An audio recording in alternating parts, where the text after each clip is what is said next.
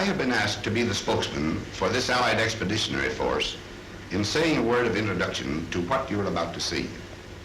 It is a story of the Nazi defeat on the Western Front. So far as possible, the editors have made it an account of the really important men in this campaign.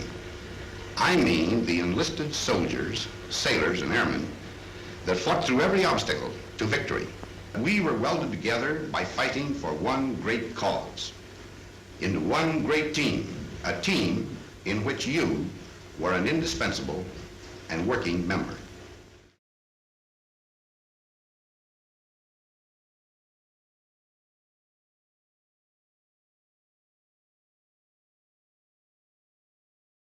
Basically, talking about the Army, I was a little bit of a unique position because I grew up entirely in the Army atmosphere. Both grandfathers were generals, and all my father, and he was in the Army, and all my uncles were Army officers, and all the cousins were going into the Army, so it was expected that I would go in the Army. But back in those days, you had to be an officer. There was a big difference between officers and enlisted people. And you couldn't be an officer unless you went to West Point, because it was a very small army, and the West Point could supply all that was needed. So I was very fortunate in my infirmities that when I was about 5 years old, my eyes started to get bad. And in those days, you had to have 20/20 vision to get to West Point. So I grew up knowing that I wasn't going to do that when I was kind of happy about it.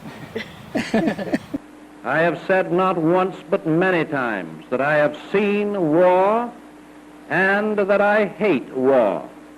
I say that again and again. I hope the United States will keep out of this war. I believe that it will.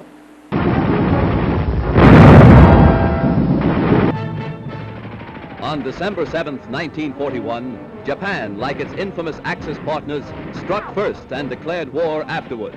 Here is the actual bombing of the mighty USS Arizona by Jap planes. These pictures were made by a fearless cameraman who thought nothing of his personal safety to make possible this record for all posterity.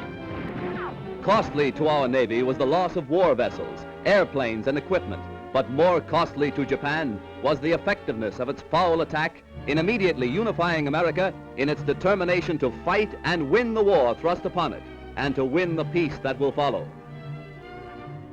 At Pearl Harbor, at Hickam Field, in the bomb-pocked streets of Honolulu, ever is written history. History with a tragic, treacherous pen.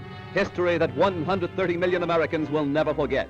And in days to come, the Japs, too, will remember Pearl Harbor. So finally we got in the Army, and Pearl Harbor happened when I was 17, so I didn't have to do anything for a year or so. But I did get drafted and went in the Army. And it confirmed all my opinions that the Army was not the place to be. Because, basic training was, so far as I could see, a complete waste of time. In that, basically, they had, everything had to be scheduled and written down and set up. And I saw one thing that said, well, we're going to teach people to use tools today. And there was 20 minutes set aside for teaching everybody how to use a hammer. The basic lessons of soldiering start the recruit on a course of great variety. All his talents towards skill, ingenuity, and application are to be challenged. From super construction jobs to knots. Tools of the trade, fitting the modern design of warfare. Tools that shortcut the job and ensure perfection of performance. Basic work like carpentry. Why you need 20 minutes to teach people to use a hammer, I couldn't understand. But that's not what it was for. The Army was we have to train people in discipline. Because if you're in a combat situation, discipline is real important. Boy, if you're told to do something, you damn well better do it right now. And discipline doesn't, lack of discipline doesn't promote that. I was a pre-med student at Johns Hopkins in civilian life. Now, I do know a little something about anatomy. And I say it is scientifically impossible for the human body to stand up to the training we receive. An absolute impossibility. Muscles and tendons and bone structure was not designed to withstand that battering. Don't ask me how it happens that we did stand up to it. I don't know. It has no scientific explanation. I never did like being told what to do for no good reason, and so I questioned things. And when I did question things, boy, the result wasn't worth a damn. You had to,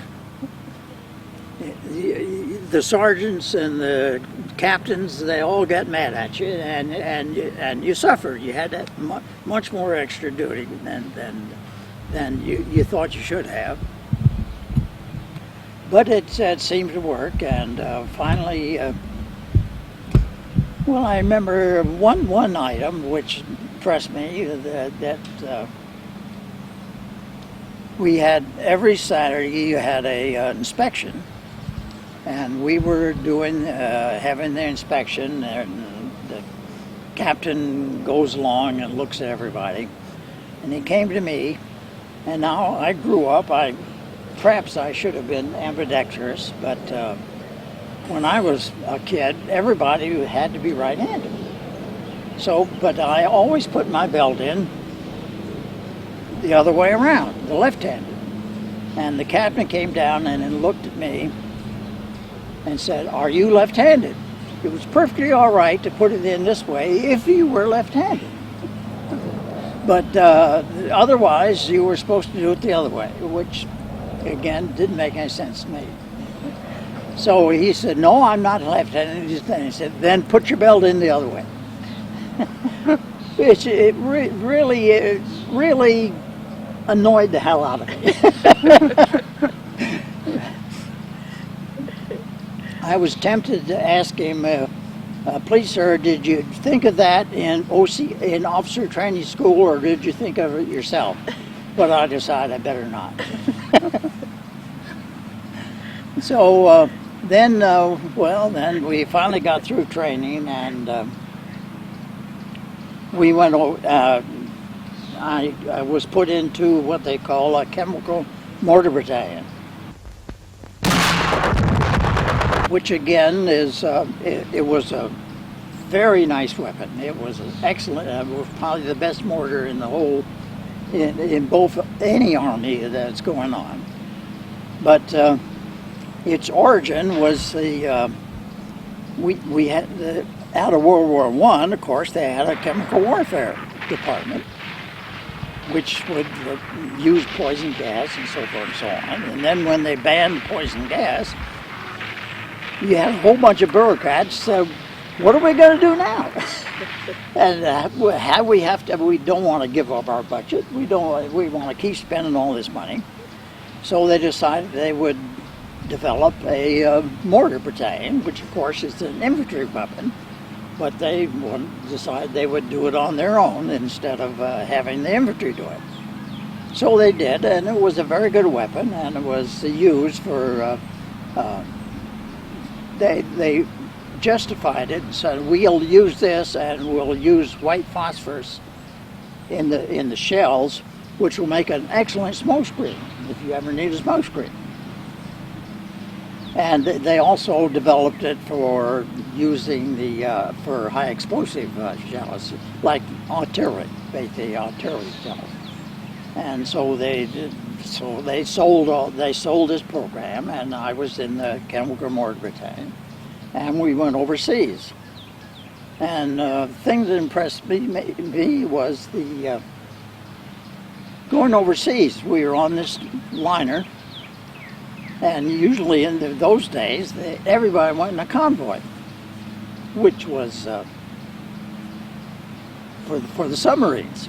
But this was a passenger liner, and it was so fast, they decided, well, we'll send it over and we'll zigzag as it goes along, and that way the submarines won't be able to line up on it. And it worked fine. We got there without any trouble.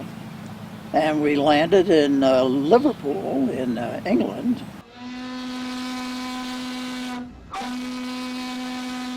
I remember coming over, the worst thing about the trip was you didn't know where you were going. Wherever it was, you'd be a stranger, and nobody likes that. That ship was loaded from stem to stern with sad sacks. Around the third day out, things got pally. Like the fella said, we're all in the same boat. The comic. Finally, we got to Liverpool. They had a band to play us in, an English Army band full of chimes. I'm Dreaming of a White Christmas, they played. To tell you the truth, it was pretty corny. But nobody said anything because, well, you know, it was a nice gesture. Funny thing, on the way over, you felt like you were the whole works. You couldn't help it. But then, all over the UK, you'd see things that made you begin to realize you were just part of a big proposition. And then took a train down to the Channel and got on a British boat to cross the Channel and land in Normandy, right where the D-Day thing had been about a month before that. The courage, fidelity, and skill of the Royal and American Navies have no brighter page in their histories than that of June 6, 1944.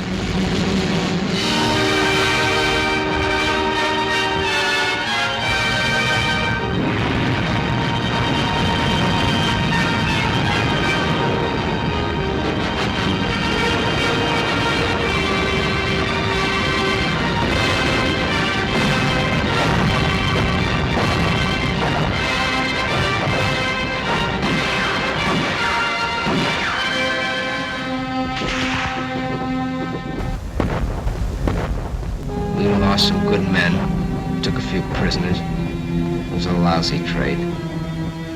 We've been told what to expect, so it wasn't like a surprise or anything. It just, well, when it really happens, it's different. Hitler's fortress had been cracked.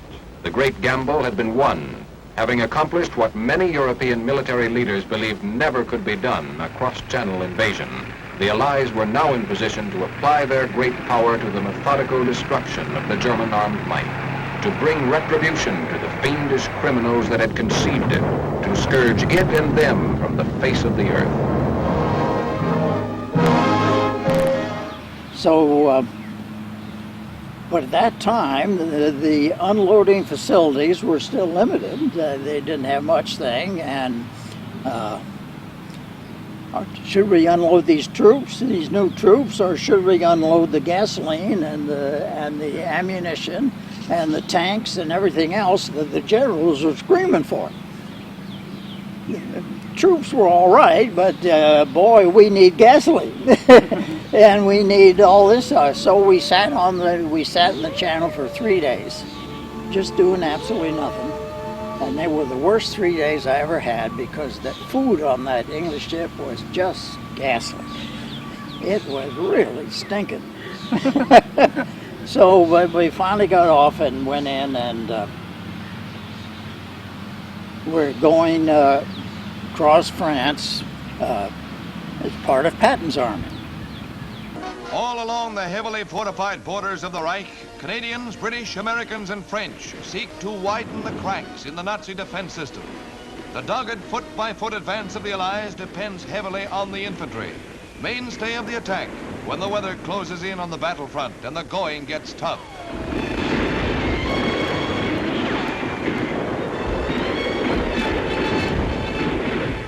In German border towns such as Bischweiler, Yank troops fight through backyards and from house to house, while mortar crews cover their attack, raining shells into enemy positions. The desperately fighting infantry suffers many casualties as the Nazis retreat toward the shelter of the West Wall.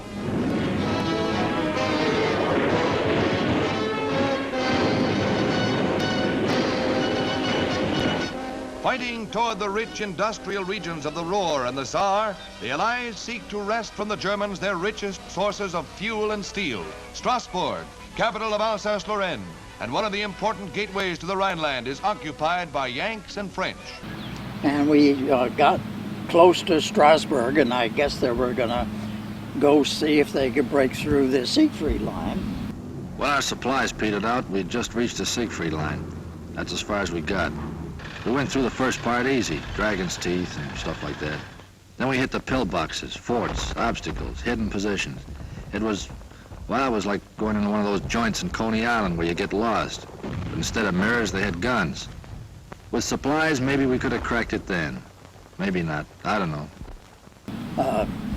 From France to Germany, when the Germans counterattacked up in the Bulge.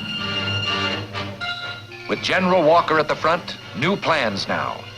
A great drive toward the highly reputed Siegfried Line. But an instinct for what the enemy will do had alerted him to a new danger.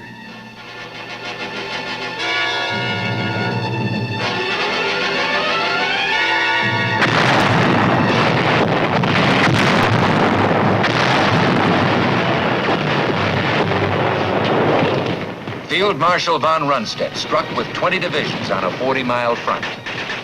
The Battle of the Bulge.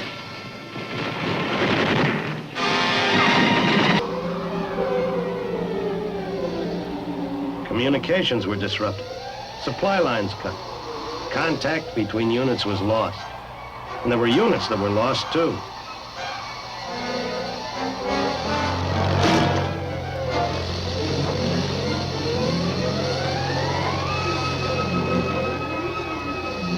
There was no telling where the enemy had been or where he was going to be.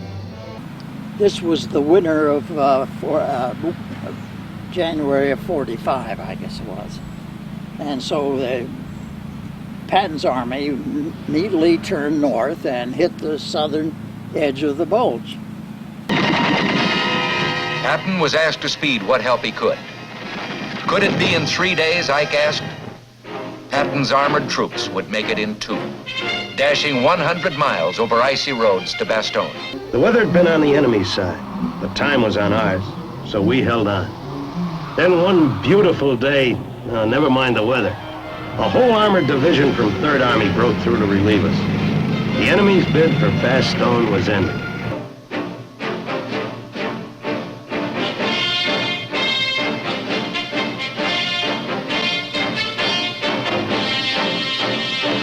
Then, at the heart of a major attack, Patton's concentrated armored power.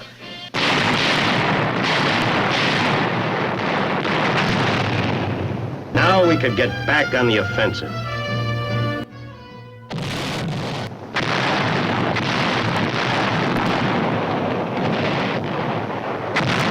And my main thing, of course, the Bulge was absolutely stupid in the first place. The Germans never should have tried it. They tried it when the weather was very, very bad, and but as soon as the skies cleared and the aircraft could fly over, they were dead. So, they thought they would try it, I guess. Terrible weather prevented a much-needed air attack. A religious man, Patton frequently prayed. This time, a prayer went out on thousands of printed cards for all his men to join in. Almighty and merciful Father, grant us fair weather for battle. On account of the fog, we couldn't get any air coordination. You sure miss it bad when you've gotten used to it all the way since D-Day. And then on December 24th, like a Christmas present, that sun come up, and after a while we was giving them the old 1-2 again.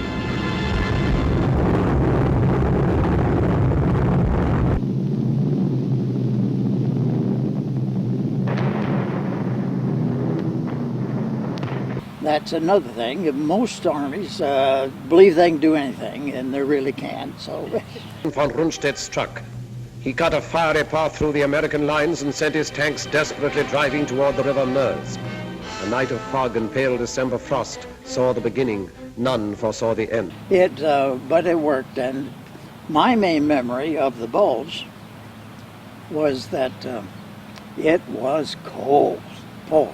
Before I joined the army, I'd have thought it was certain death to dig a hole in my back garden and live in it for the winter, but that's what we did. The sergeant said, well, squirrels do it every year. Yes, I thought, but they don't man machine guns as well. I never smoked before, but pretty soon I found myself smoking as high as a pack a day. I worried about that old law of percentages. My company was melting away. You'd look up one day and be fighting alongside a stranger. It was a lonesome feeling. We just you were absolutely freezing to death the whole time. Snow flurries in the air, all of us with frostbite, some with frozen fingers and frozen legs. The battlefield is an extremely lonesome place. It's not milling with people. You don't see much. You hear things, tanks blowing up, artillery, small rounds, and things like that.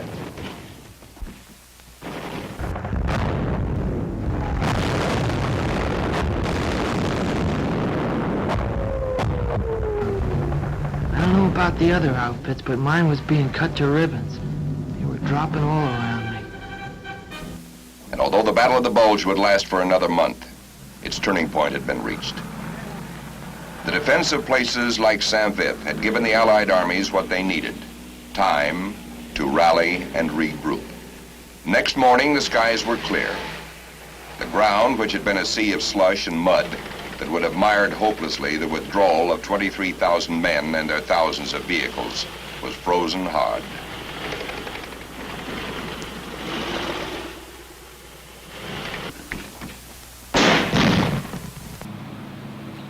So, but it finally worked, and we went into Germany. We stopped them dead, finally. It cost us plenty of men, but we stopped them. And we started moving ahead again, the rest of us.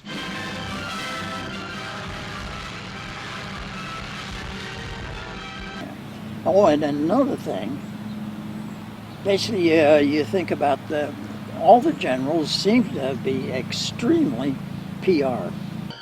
With plenty of armor, this outfit was like its commander. Fast, hard-hitting, spirited, spectacular.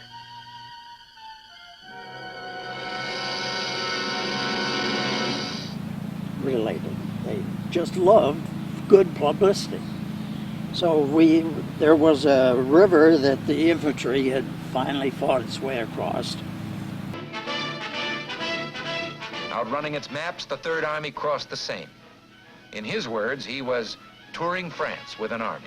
And 2 days later, I was driving by that area, and they came up and they set up all kind of machine guns and attack weapons and all kinds of things. And then finally General Patton came up, and they started shooting all these machine guns over the river. Of course, the Germans were 2 days away from them, and they started shooting all this stuff with tracers and everything else. It was very dramatic.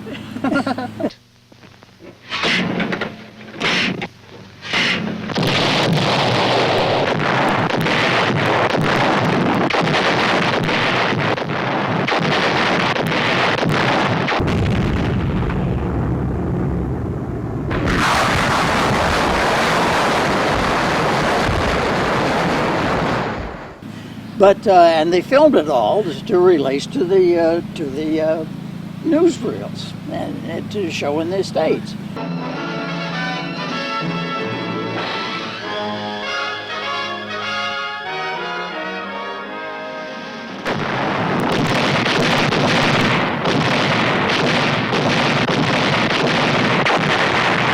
Order of the day from Patton to his men. Remember that we as attackers have the initiative. We must retain this tremendous advantage by always attacking, rapidly, ruthlessly, viciously, without rest. Keep punching. God is with us. We shall win.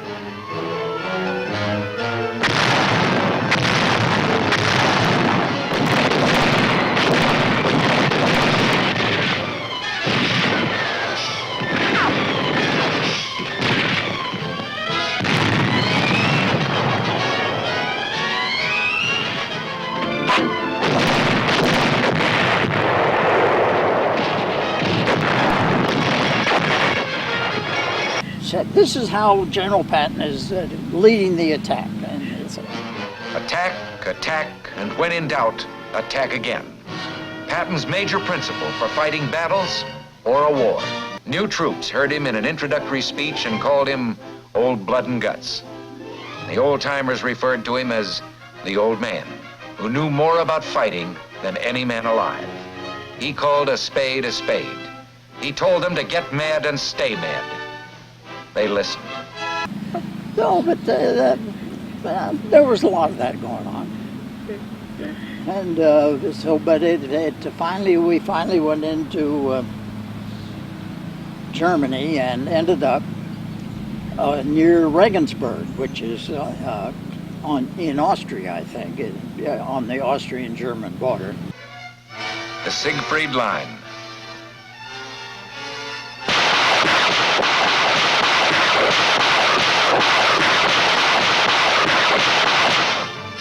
In Patton's words, this monument to the stupidity of man cracked easily.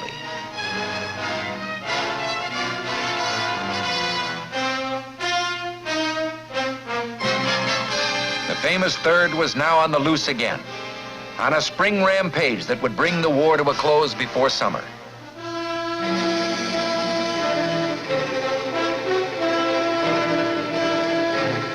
Again, Patton's army was going beyond expectations.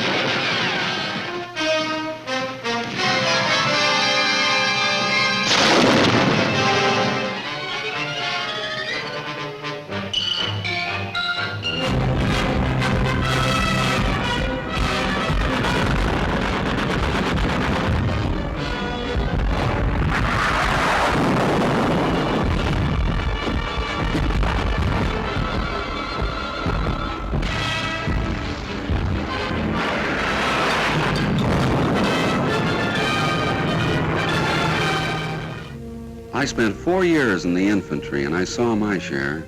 And during that time, I only met 3 men that liked to fight, and they were a little cracked. But it had to be done. Now that it's over, I feel good, except for one thing. All this talk about World War III. These big pessimists that talk so easy about another war just didn't see this one, or enough of it. And the war ended, and the Germans capitulated finally, and so there we have 2 million people sitting over here in Germany, and what are we going to do with them?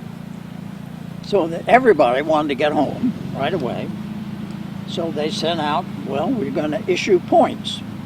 Again, everything has to be organized and written down, and nobody is asked what they would rather do, but that's all right. So that everybody gets points, and so everybody. How do you get a point? Well, if you're married, you get 12 points. If you have a job waiting for you, you get so many other points. If you're just a ordinary grunt like I was, you get 1 point for every month that you were overseas. Well, now that meant there wasn't anybody over there didn't have more points than I did, basically. So it looked like, well, I'll be here 2 years waiting to get home. But it was, I guess, very unfortunate, because General MacArthur said, I want those chemical mortar battalions over here. When I go to Japan, when I invade Japan. Well, so they said, well, we're going to take your battalion and send them to Japan. But the rules were, if you were going to Japan from Germany, you had to spend a month at home on leave. So they loaded us all up, and we went back home, and I was. San Antonio, Texas on leave when Japan surrendered. And they can't, everybody had heard, of course, that MacArthur had estimated that going to Japan, invading Japan would increase, would suffer 1 million casualties. This is part of the combined Pacific drive that has almost completely shut off 72,000 Japs from their home bases. Whatever. And so nobody was really excited about going to Japan. But when the Japan finally surrendered, we were all sitting there in the States. Well, get rid of these guys. We don't want to keep paying them. So I got out very quickly. And basically there wasn't a single soldier in the Army who wasn't delighted that the atom bomb was dropped. It really saved lives. There's no doubt about it.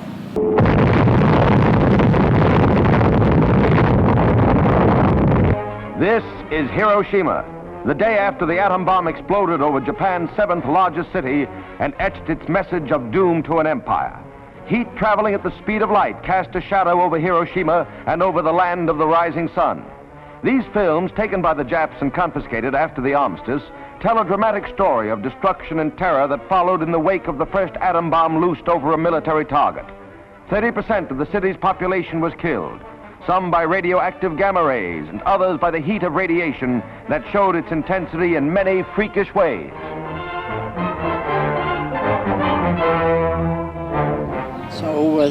So that was all of it, and then I got to go back to college and go on from there.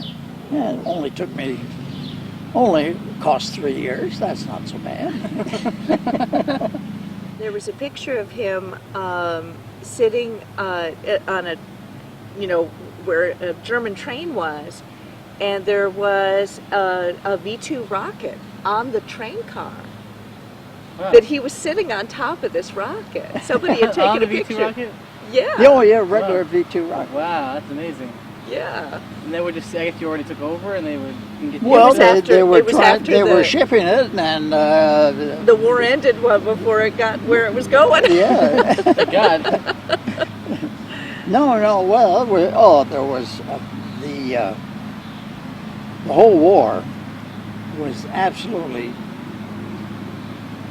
terrible on the waste and the efforts that went into it.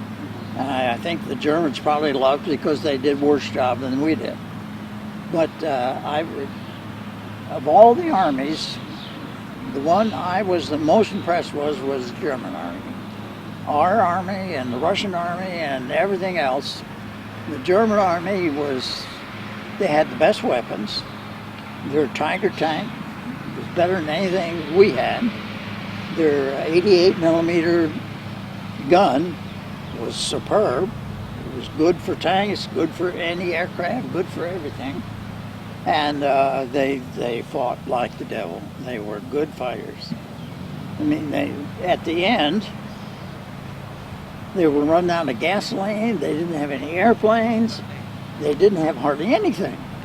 And they were using mostly teenagers, soldiers, because the complete generation had been wiped out during the war, but they still put up a very good, tough fight. So it was an impressive effort on their part. But the whole thing was, most of them most of the generals and stuff knew from the beginning that they couldn't win. But they kept going and did it, and I think that was probably why the attack on Hitler, when they tried to kill Hitler, I think they knew we have to find some way to get out of this thing. Definitely. And when that didn't work, they just kept on going, and it was amazing. We were going towards the Danish what the effort they put out. Well, they were outmanned 5-1. It must have been at least that. Because we had more, even the U.S. had more soldiers than the whole German army. And so I was very impressed with their skill and well, I remember there was a story about one of the manufacturers was talking and said, and the generals told us, if you can give us 10,000 tanks, we'll beat the Russians.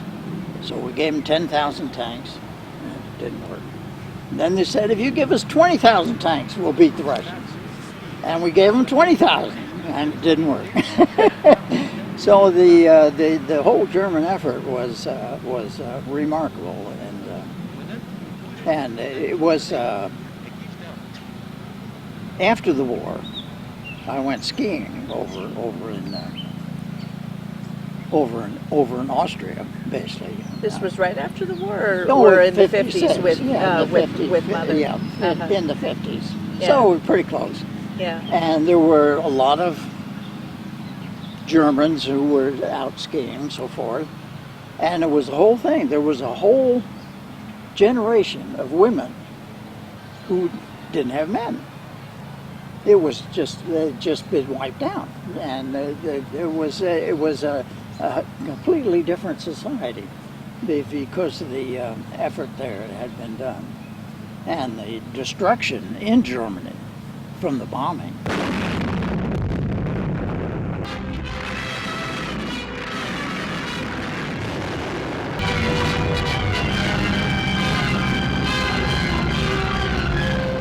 Was just horrendous.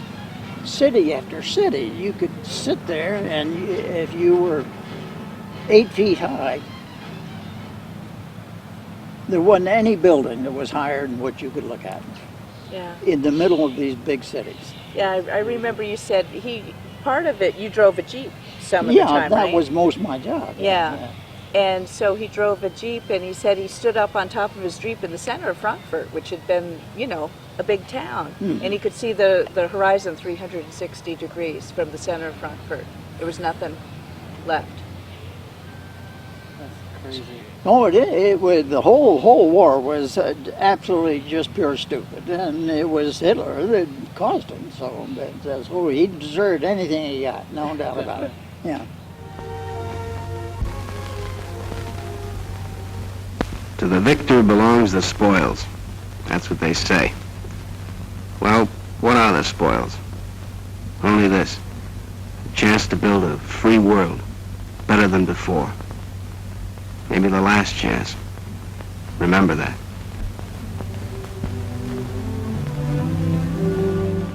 So basically, well, I remember we after the war, right after the war.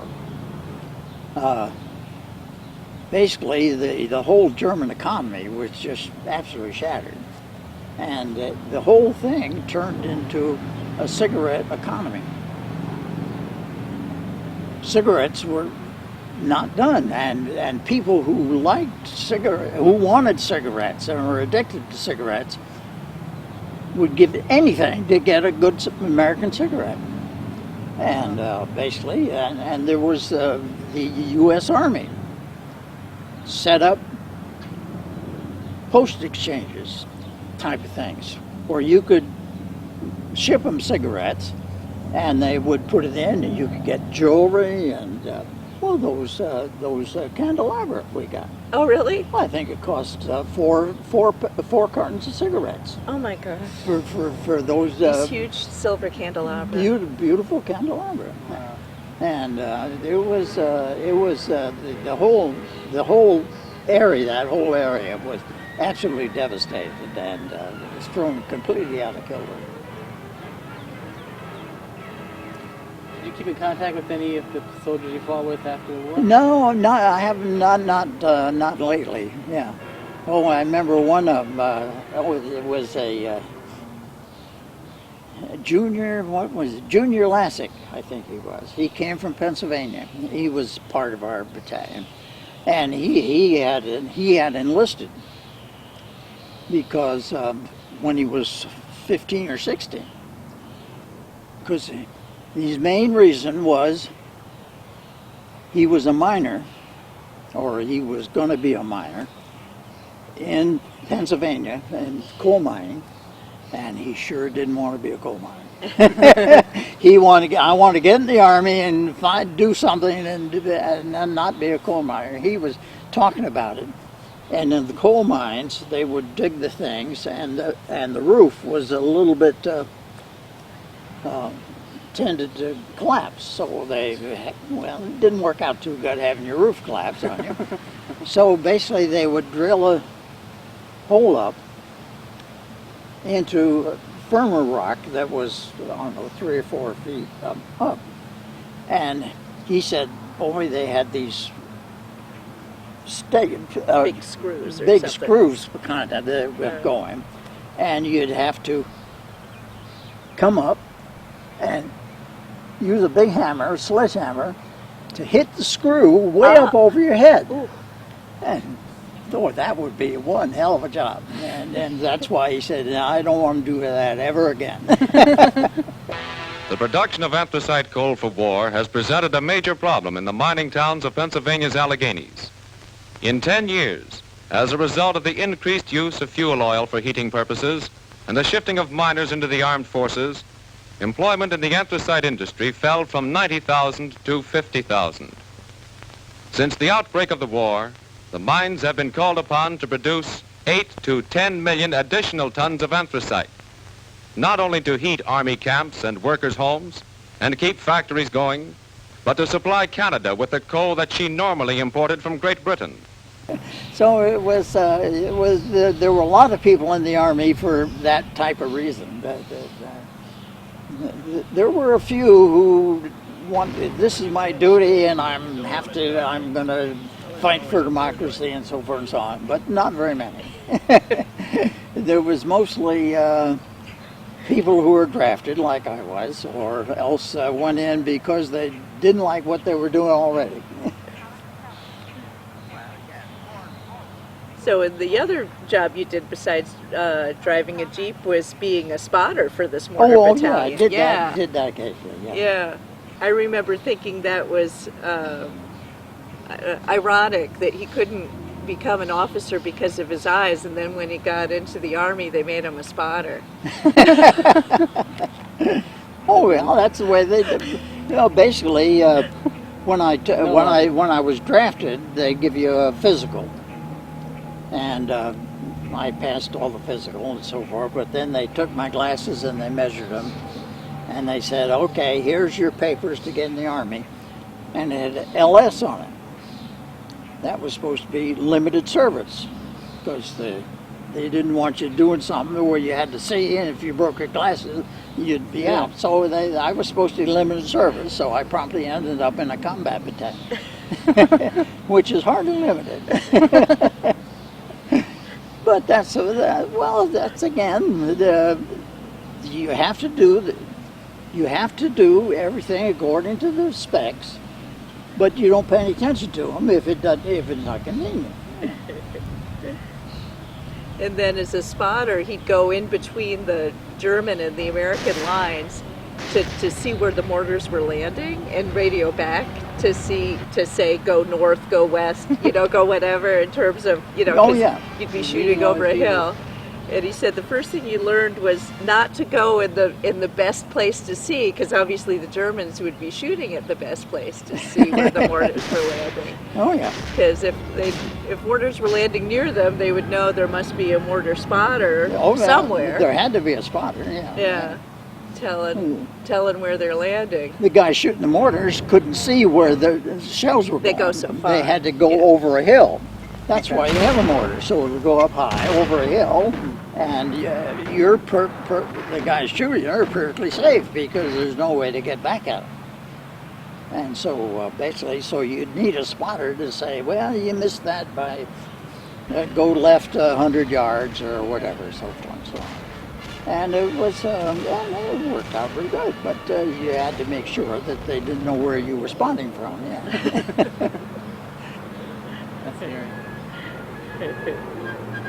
And then the other thing was the civilian issues after the war. There were so many, people running away from the Russian army and everything like that. Oh yeah, there was a big issue after the war what they call DPs, displaced persons, because the Germans were using all their people to in the army, so they had to recruit Czechs and Romanians and Poles and everything else to come work in the factories. We were in the home stretch, cutting deeper all the time, when we ran into these displaced persons, slave workers. They were sick and hungry from all over Europe. The roads were jammed with them, but they kept out of the way and didn't give us any trouble. Like a fella said, there's a lot more than town's going to have to be reconstructed. And these DPs, well, they were millions. There were millions of them actually, and were just stranded after the war. Now, what the heck do we do with them? And we can send them back to where they want to go, but some of them, I don't want to go back. Poland's not worth a damn. I want to go somewhere else. Yeah, so there was that, and also there was a considerable amount that like in the concentration camps, also some DPs. The Germans SS would just take them out and shoot them, kill them. Yeah, we had one of the places where we were stationed in Germany. There were must have been at least 50 or 60 DPs, which were half a mile away. Had been shot by the Secret Service, German. I don't think the Army did that particularly. It wasn't the Army. It was the SS that did it, the secret police type of thing. And so basically our commander made the mayor of the town we were in at least give them all a decent burial and have markers on the thing. But there was thousands of people who were forced laborers who were taken out and killed.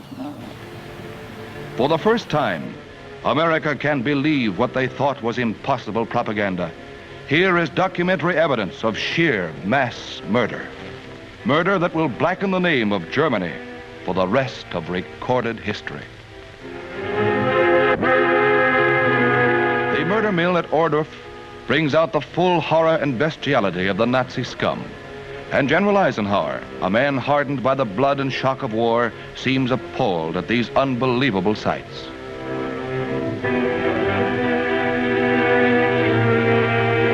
Accompanied by General Bradley on his revolting mission, and also by General Patton, hard-boiled yet visibly moved, the Supreme Commander sees demonstrations of the torture racks.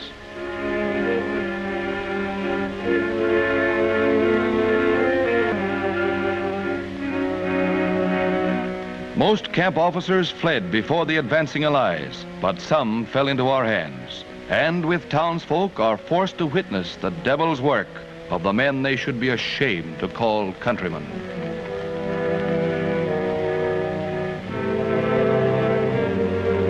How many were put to the torch, no one will know. How many while alive? Lime pits, flesh-eating, bone-consuming lime, accounted for others. Slave laborers worked on the V-2 bomb, serial numbers tattooed on their stomachs. 6 furnaces, each holding 3 bodies, were used in cremating the dead and often the living. Don't turn away, look. Burned alive. Horror unbelievable, yet true. The vile, inhuman beasts took pride in their concentration camp at Nordhausen. So it was a dramatic situation, the whole thing, and but it's funny. Basically, you get different viewpoints depending on what your situation is. Naturally, now we heard all kind of things. Oh, those poor bomber pilots. Those guys are getting shot at so bad, and they have to go 25 missions before they get to go home. Well, here we had Well, I said, okay, 25 missions, they would go home. Well, now we had infantry divisions who suffered 3 times their total casualties were suffered 3 times as high as the total division. Mm. And so they just get replacements when the casualties, and they never got to go home. So we weren't too sympathetic with the bomber pilots. The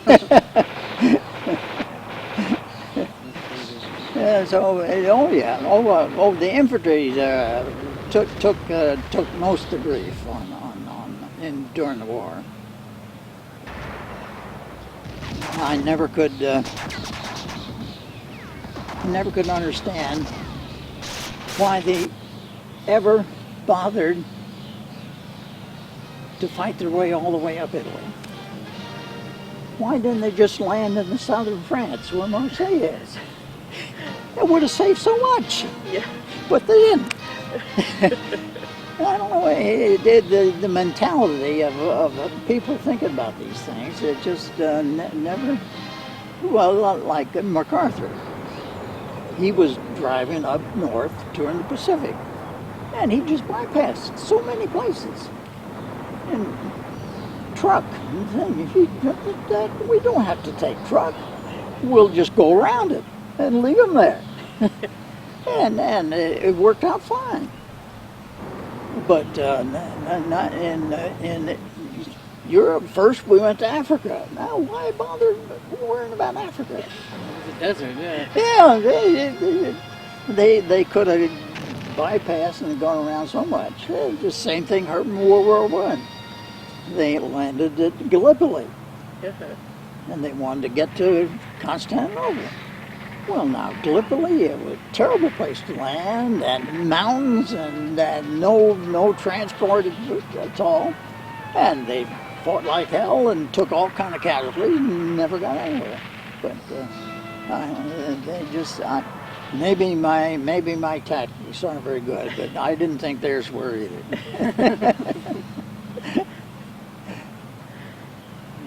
So did you go to any reunions for any battles or anything? No, I'm not a reunion. I haven't even been to a college reunion.